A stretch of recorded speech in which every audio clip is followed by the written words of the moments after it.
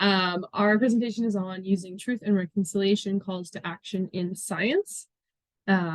So we have Tracy, Dallas, and myself presenting today, and we're here in Canada, right? Call like the northern part of Turtle Island. And referencing you for where we're coming from, kind of the bottom boxes of Canada here, down to the state's border. So this is kind of northern Saskatchewan, and then we're kind of between there, here in Saskatoon. So, as you may know, much of our land, we're really lucky to be able to be here in Treaty 6, and Canada is very fortunate to be a part of many treaties. So here we are in Treaty 6 territory, also the traditional homeland of the Métis settlers there. This is a picture of our building, the big white building, and it is located here in Saskatoon on the campus of the University of Saskatchewan. You can kind of see the campus in the background, as well as seeing some nice landscapes. We're known as the Bridge City, and you can see many of those bridges on the river there. So yeah, we're here, which is the Anishinaabe, Lakota, Dakota, Nakota, and I'm not sure if I know how to say the Cree Nation and the homeland of the Métis.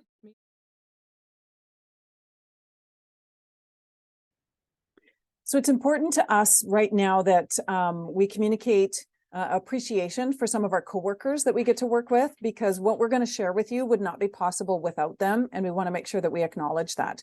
So here we've introduced you to Dr. Robert Blythe and Dr. David Muir.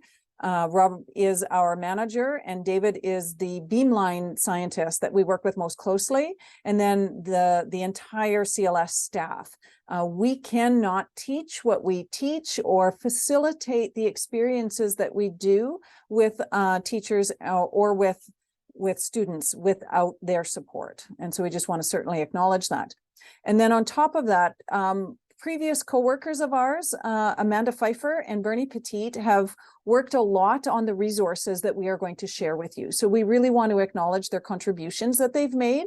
Amanda has really put her curricular design masters to work in some of the resources. And Bernie Petit is Anishinaabe and has really gifted us with a lot better understanding of what it means to walk a path of reconciliation. And so a lot of what we're going to share with you is connected to those two. And of course, the teachers and teacher candidates and students that we've been able to work with across Turtle Island and throughout Turtle Island, I need to acknowledge gratefully their contributions. And finally, I would be remiss without acknowledging that the CLS operating funds that come primarily government funded, but lots of other different sources, is what makes this possible. And some of the specific programs have been supported by INSERC Promo Science for a number of years. And so I need to make those acknowledgements. We wanted to do it up front rather than at the end in order to make sure that you knew that there's lots of people involved in what we're going to share. So continuing, this is what we're going to do with you. We're going to talk a little bit about all of these different things and anchor back to this slide so that you can track our progress throughout the presentation. We're hoping to talk for maybe about another half an hour and then have some time afterwards for some questions. Okay, so that's what we're aiming for. So why this topic? That's kind of interesting because we're assuming that if you're here, this might be a moot point, but we're going to underline it anyway. And I think I'm kicking it back to Mercedes for that. There we go. So yes, why this topic, right? You being here today already with us, you probably already know about or are familiar with Truth and Reconciliation, the Commission of Canada. You may be familiar with UNDRIP and their documents as well. You may already know about these movements. If you aren't familiar with them and you're not sure about these documents, we do have a document that we will link to you at the end of the presentation, and these documents are in that resource that we're going to share with you guys. This here is the reason of how or the reason why we can move forward, or we need to move forward on this path of truth and reconciliation. Yeah, anyone have anything to add?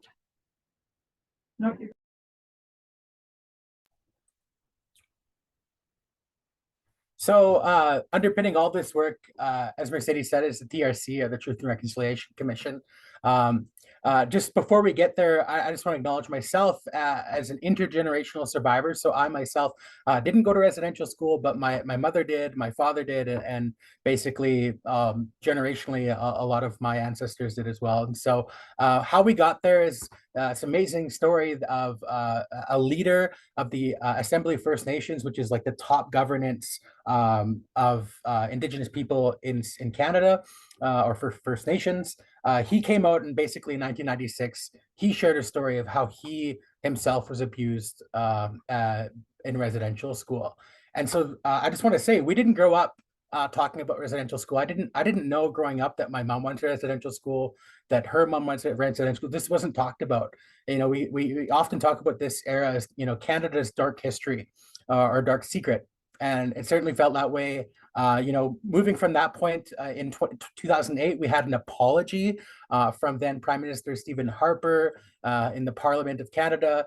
And from that apology kind of came this work of a group of commissioners tasked with two things: really to gather as many stories as they could of residential school survivors who are still with us, and as well as telling those stories, to actually write this report.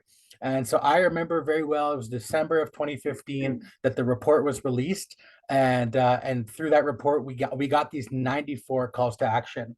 And what I really want to underpin as part of this work is we have these 94 calls, and some of them relate to education, but in terms of my work I've met with the commissioners, there's work that we can do beyond the 94. So we're trying to expand even just beyond what is written in the 94 calls to action to what is our personal calls to action. And as an Indigenous person, I just want to invite you into this work of reconciliation. It's important work. It's work that we as Canadians all have to do. And so with that, I just go to the next slide. So Indigenous people, Statistics Canada tell us that Indigenous people make up 4% of our population, but 2% of people working in STEM fields. So you can go ahead. So when we talk about STEM, we're talking about engineers, doctors, scientists, people that have influence. And so you can go ahead to the next one. So really there's a gap, right? There's a huge gap in what we would consider, you know, STEM educated individuals, specifically Indigenous people. But with that gap, I believe that there's an opportunity, and that opportunity is to bring in perspectives. You know, there's the Western perspective, but there's also Indigenous perspectives that are so important in this world of science, in this world of teaching, that we need to, you know, bring to the forefront, certainly, and help marry these two worldviews. And so with that, I kick it over to Tracy. Thank you. Sorry for the pause. I was having trouble finding the mute button. And so what I want to do at this point is I want to introduce a scenario to you. I teach a class to students in the College of Education, much like yourselves here at the University of Saskatchewan. And it's an inquiry-based teaching and learning course. And as I'm talking to those students, and we talk about this method of teaching, but also when we start to talk about bringing in Indigenous perspectives, what my students tell me is that they find it much easier to draw those connections and to draw upon resources that are available to them in many subject areas except science. They're really struggling with figuring out ways to indigenize their science courses and to include Indigenous content like the Saskatchewan curriculum requires them to do. And so through the course of these conversations and talking about these things, one of the ways that we have talked about where one can do this is less about content and more about bringing different perspectives, like Dallas alluded to. And what I'm going to do here is I'm using this beautiful piece of art in order to share with you the story behind the research that this is connected to, because it's a wonderful example of how you can attend to different perspectives without necessarily relating to content. And so what this is a children's book. It's about a coyote and a badger and how they live in the same space. And the research that was done, it was the research in the Department of Sociology. And the research team took this children's book and removed all of the writing that went with it, but kept the visuals, kept the artwork. And they took this artwork to two different groups. One was undergraduate university students, much like yourselves. And another was to a Latin American Indigenous community, where they asked both of these groups the same question. What is happening in this story? What is happening with this badger and this coyote? And almost unanimously, each group returned the same description as their cohorts within their group, but different descriptions between the two. So the university students spoke mostly about these two animals having to compete for resources. They eat the same kinds of food. They use the same kinds of materials to make their dens. They had to work they had to work and live in and play in this same area in competition for these resources and to try and get enough, for they were fighting for survival. The Indigenous community described how these two animals worked together to make sure that each of them had enough for themselves and their families, but also leaving enough for the survival of the rest of the communities living in that same area. So one group of people, the mainstream ones, I would say, at the university, were very much looking at a competitive situation, and that defined the whole story for them. Whereas the Indigenous group of people, the cooperativeness between the animals and the animals within their habitat and within their environment defined things for them. And so if you have these two groups of people working together to try and create some research questions, they're going to ask different questions. They're going to see different things when they look at the data. They understand the world and approach the world differently. And so to hearken back to what Dallas was talking about, we're going to need, if we're going to address the issues and the crises in our world today, we need these different perspectives to be working together, right? And so this is the article that I'm referring to that is describing this research. So if you wanted to go and find it, you certainly could. There's also a link at the bottom. And then Mercedes, one more, please. That's also the children's book, if you did want to sort of go to the original book and to the original research and read that. But to me, what it does is it exemplifies part of what we're trying to do in our education programs in our path of reconciliation. And what we're going to do throughout the rest of this presentation is to try and show you how we've approached this and how we've tried to use these principles to guide us as we do our work. Okay. So that's why this topic, now kind of why us to present it, is sort of the question that we're asking ourselves. Okay. Yeah, and I'm going to kick it back to Mercedes. So yes, why us, the Canadian light source, to talk about this topic? So viewed here is a picture of our mezzanine. And what you're seeing in front of you here is the infrastructure that is supporting our facility within the synchrotron here. And these support systems help the synchrotron produce its synchrotron light. And we are actually coming to you right from over here in this corner. And that is where our office is, and that's where we're sitting right now. So I'm going to show you guys a video here. And this is just a very brief visual representation of how our facility works in what you were seeing in that structure sense. And so this will kind of show you what the synchrotron does and how it performs the light science that we do here. So look at that. Hopefully you can hear it.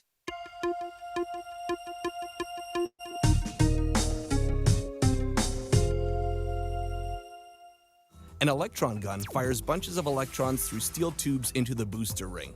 Microwave energy is then used to accelerate the electrons up to nearly the speed of light. The electron beam is then injected into the synchrotron storage ring. When the path of these high-speed, high-energy electrons is bent by magnets inside the storage ring, a natural phenomenon occurs to produce an extremely brilliant light. Beam lines capture, manipulate, and direct this light onto samples.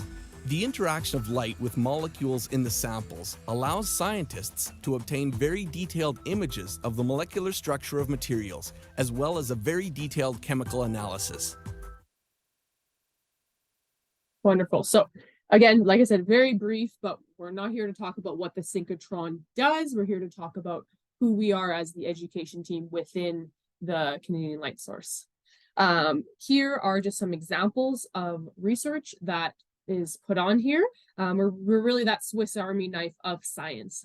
This shows that we have a really broad research that spans across here. Like we do structural, physics, chemistry, environmental, all different types of research.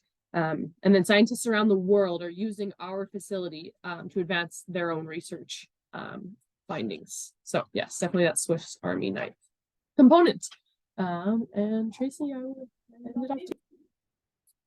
Okay, so I'm back again. Just waiting for the slide to advance. Yeah, we need you to do that, Mercedes, please. Thank you. Okay, so essentially where we're coming from, and what I've got as the visual up there is just an explanation from like a Canadian science policy conference that identifies 4 of the biggest science research facilities in Canada, and that does identify the Canadian Light Source. So this is just to identify and acknowledge the privilege that we're standing as being a kind of a big deal and a place in STEM. Okay, in terms of science and research, that's where we're at. That's where synchrotrons have built their reputation and are used and everything else. So we've got the STEM perspective from a mainstream or a Western, having everything written down and books and publishing and all of that academic world that I've at least grown up in. I say that we're steeped in science. So we're there. That's a space where we're at. And so when we come to this reconciliation work, the point that we're trying to make is that if we can figure out how to work respectively with Indigenous ways of knowing, with Indigenous communities, and with just all of those different perspectives together, if we at the forefront of science can do it, so can everybody else. And that's why we'd like to share our experience and to try and help you figure out how to do it too.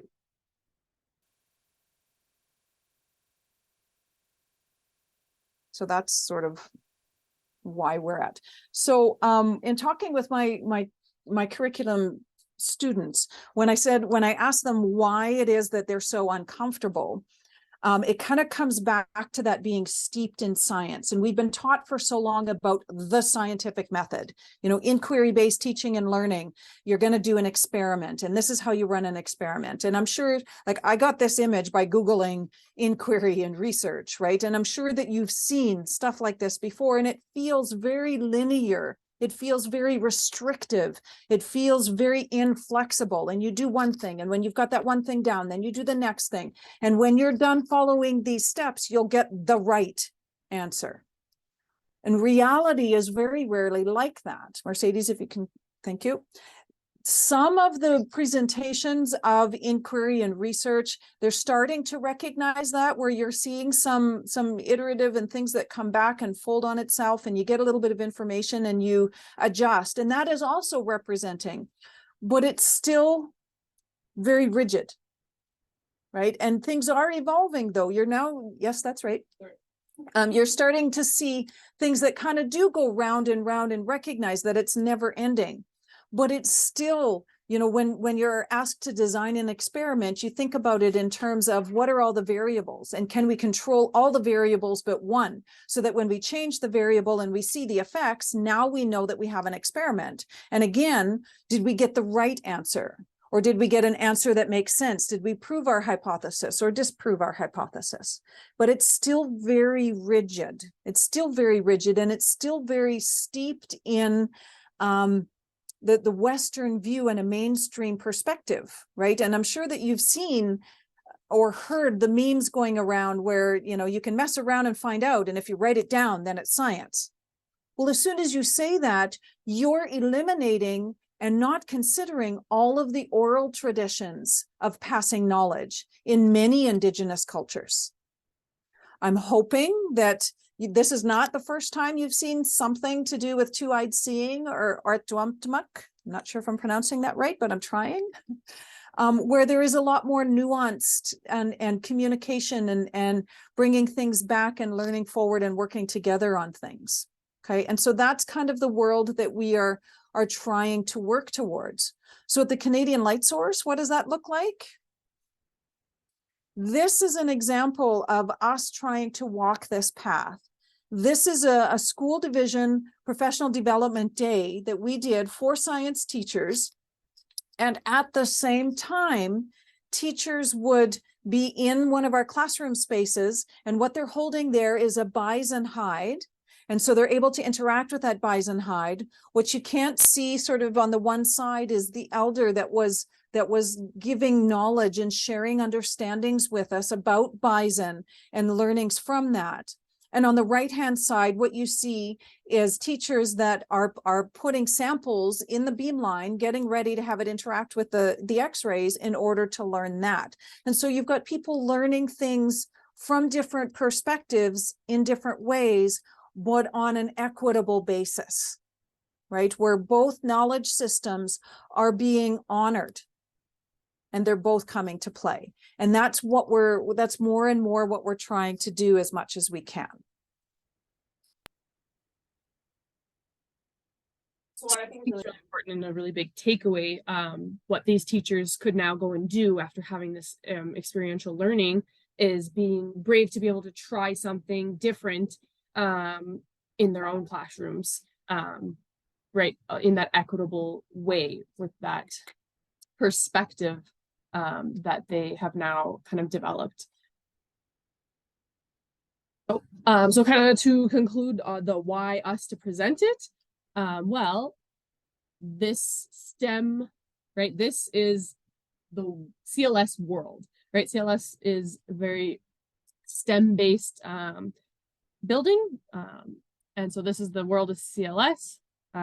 This experiential and inquiry-based learning is very much so the education department within CLS's kind of creation. And after that, we've kind of developed into Indigenous ways of knowing. So being able to tie in Indigenous perspectives, starting with Indigenous perspectives, and then coming to do Western mainstream science together. And we're trying to still figure out how to kind of hit that sweet spot right in the middle of all three of those things being intersected. So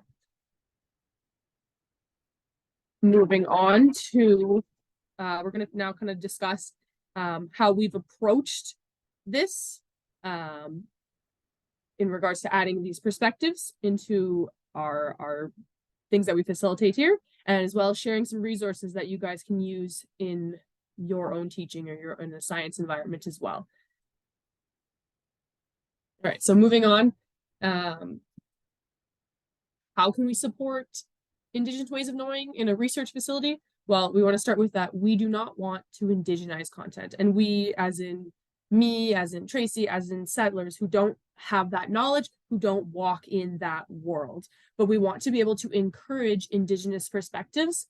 Well, how are we doing that? How can we do that as educators? Well, we need to do that by creating space. And by creating space, we can raise awareness, raise Indigenous voices, and we need to do this. We need to be doing this in our classrooms, in our lessons, in all of our teachings, and we need to be doing it every day. So yeah, we're going to talk about that, creating a space and some examples of how we can do that, or how we have done that as well. So I'm going to hand it off to Dallas. Yeah, so in terms of creating space, as I said earlier, there's certainly a challenge to the amount of Indigenous STEM professionals, and kind of underpinning all of that. If we were to go to the textbooks right now, or if you were to go to your science methods class, and you were tasked with finding this information, a lot of what you're going to find is going to be a lot of old white men, and a lot of in our Western world of how we've arrived at this idea of mainstream science. And so just to give us an idea as to maybe some of the gaps in where we're at, you got a few discoveries here, some that are physical science, some that's bio, and some related to chemistry. But electromagnetic induction is sort of discovered right around the same time the first residential school opens, and that's a Mohawk school out in your territory. We move forward to 1839, cell theory is formulated, and certainly a lot of work goes into that. And right around that same time, the first reserves are created. Moving forward from that, you got 1869, the periodic table is being developed, and simultaneous to that, you got a company that is going to purchase land, or from the Hudson's Bay Company to formulate Canada, as if there was nobody there, that they could just buy and sell that. So, we have this gap in years, basically, a very long time to where we now arrive at the synchrotron being born in 1996, the facility that we are in right now. And in that same time period, the last residential school is to close right here on the prairies. We still had residential schools that were functioning as early as 1996. And so kind of underpinning all of that is, the understanding that, certainly the Indigenous knowledge has been repressed. We have a gap here of potentially, imagine the scholars and the creative individuals that could have came through but didn't, because of the systemic barriers to education and to relationships and to our ways of knowing. And so we're sort of in a rebuilding phase. And so we gotta acknowledge that, acknowledge the rich histories that Indigenous people bring, and acknowledge as much as we're acknowledging our Western scientific ways, we need to side by side look at our Indigenous ways and Indigenous ways of knowing. So you can move forward. A challenge for educators, when we look at possible, STEM representation is role models. It'd be easy to look for, the Thomas Edisons, Marie Curie of the worlds, but I believe there's so many resources at our disposal that how we can highlight Indigenous people who are doing amazing STEM things historically and right now. I would argue that we are in an era of a renaissance. We just came back from a conference in Vancouver where we actually had colleagues from Queen's University, Indigenous scholars who are doing amazing work. And so as much as we can do at the forefront to highlight some of that work and bring light to some of the amazing work, I think we're going to be miles ahead in terms of the reconciliation work with STEM education. So I'll kick it over back to Tracy.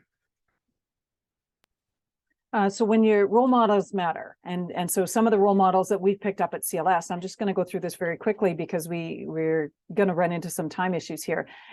This is Dr. Dean Chapman, who was former director of CLS. He's also a member of the Cheyenne Nation out of the United States, and his father and grandfather both went to residential schools.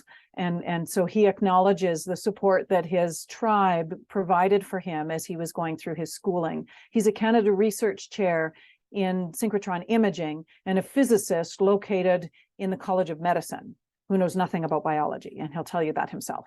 And it's really quite amusing. But go ahead, Mercedes. Role models really do matter. In our resources, when we do career profiles, we do make sure that we always pick a couple out of our circle of people who are Indigenous people as well, like Patty Kent, who's a CAD technician, and Julia Doucette-Gar, who is a physics student that is working at the CLS, but she's the only Indigenous physics student in the Department of the only Indigenous student in the Department of Physics at the U of S right now.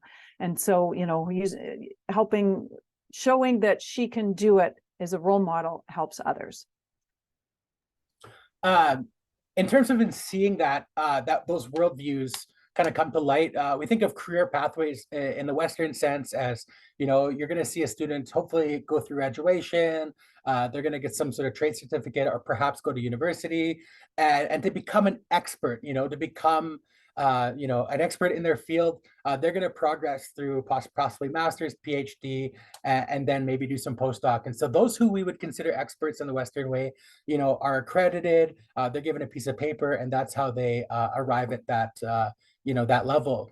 Whereas Indigenous ways, it's a bit different. And I think it's a bit more holistic in the sense that, you can't become an elder by going to school. The term elder or knowledge keeper is traditionally reserved for those who have accumulated a lot of years, but not just years, a lot of teachings. And so when we think of our students who are coming into our classrooms, we, instead of coming at it from a deficit perspective, we need to come from a strength-based and think that as your Indigenous learners are coming, they're coming with gifts. They're coming with knowledge. They're coming with teachings. And these are all teachings that, are brought to them through ceremony or through even just them being home in their communities. I think of my own journey coming to the CLS. I kind of came and I was like really overwhelmed, like, well, I don't know the science, but my predecessor, Bernie, just acknowledged, no, you are an expert. And Indigenous people, were here for time immemorial, and we were scientists and we figured these things out. And so, as we pull forward in this way to acknowledge as much as possible, both ways, of career and certainly of STEM education, I think will go a long way. So yeah, you can move forward.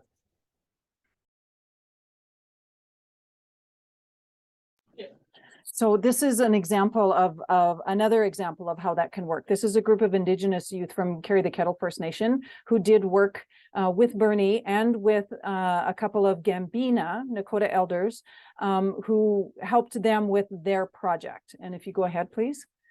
After their day of beam time where they were collecting their data, this message was sent from the Gambinas, Kathy and Tim, just to talk about the amazing changes that they saw in those young people when given the chance to learn their language and their traditional stories connected to Bison from the Gambina at the same time as they were learning the mainstream ways from our beamline scientists and from their data was truly transformational for them. And so one of the things that Bernie has helped us to understand as we walk this path and develop these things is that there are sort of 4 areas that need to be engaged at the same time. Sometimes different ones are more important and that importance shifts, but we need to be doing all of these things at the same time. And that's building awareness and building relationships and all of those 4 things that we're going around. And this is an example of one of the times when we really, truly did this. This is a picture of the beamline area the very first time we collected data as part of our Bison project.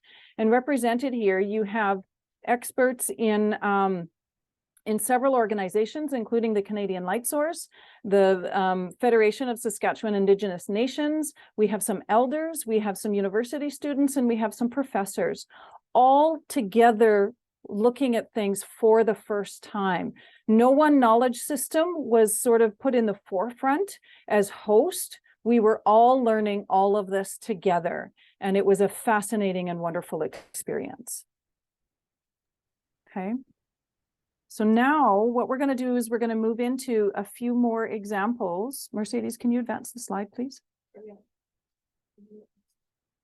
Okay, and so what we're going to do is we're going to show you some specific examples out of our resources that are available for you if you wanted to pick them up as examples of how you can create space or how we have tried to create space.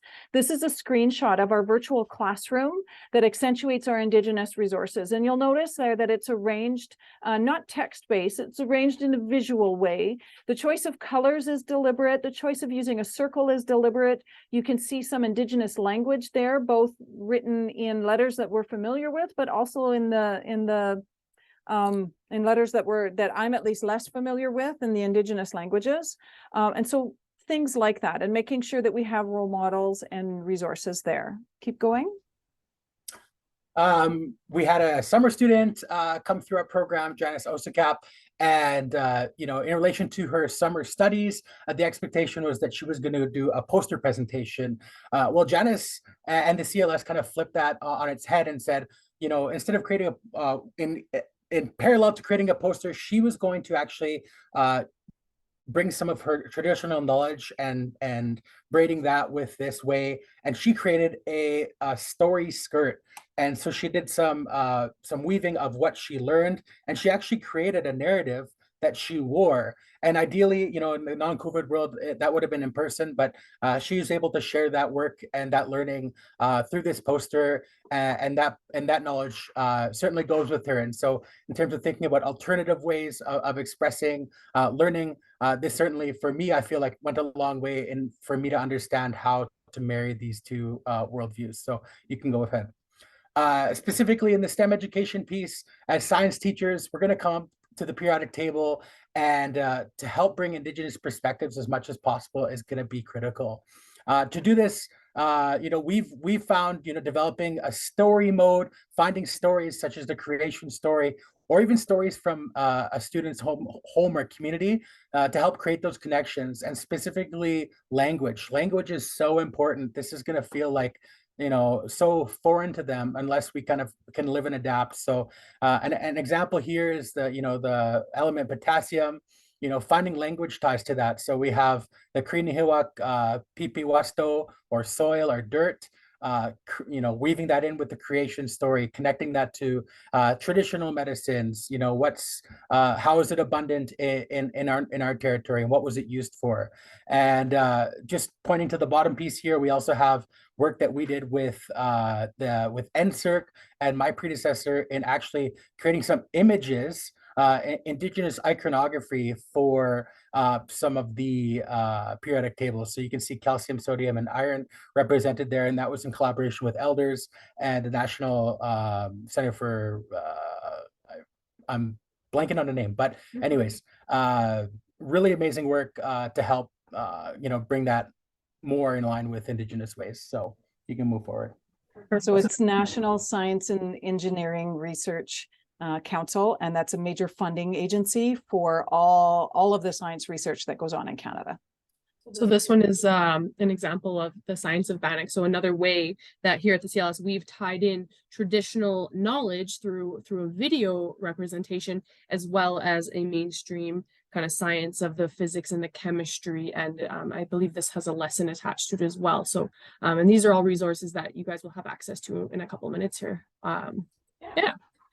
And so if I can put my elder in training hat on, just as we close here, you know, there's going to be a lot of tips and tools that are going to help you on this journey. And I'll just say, you know, your expectation is to create space as much as you can, find and work with a diverse amount of people, bring in elders, bring in people from your territory to help guide this work. It's going to take time. You know, we're so, in our Western ways, we're so tied to this and this and this. And what we've learned here at the CLS is that kind of goes out the window when you're dealing with not just Indigenous people, but Indigenous ways of knowing, because we weren't a linear people. It's all cyclical. And so, and it's a lot about the perspectives that we can bring as opposed to content. So, you know, we want to add as many voices as possible. And when we do that, we also bring language. And language is very, very important, especially with our Indigenous learners, to bring in as much of this perspective and knowledge from their own communities is going to be paramount, you know, developing this work. So we can move forward. so in regards to that, how can you start? It's really important to be able to connect with local Indigenous communities. And you guys have been able to take something from our presentation today. This QR code here is just the resource document that we have made up, and it's all the resources that CLS has made and that we've discussed in here, and probably even some more, and all those documents to learn more about how to put these worldviews into your curriculum alongside your curriculum. Yeah. And I also posted it as a bit.ly link in there. If you don't scan the QR code, there's a link to it in the chat. And yeah.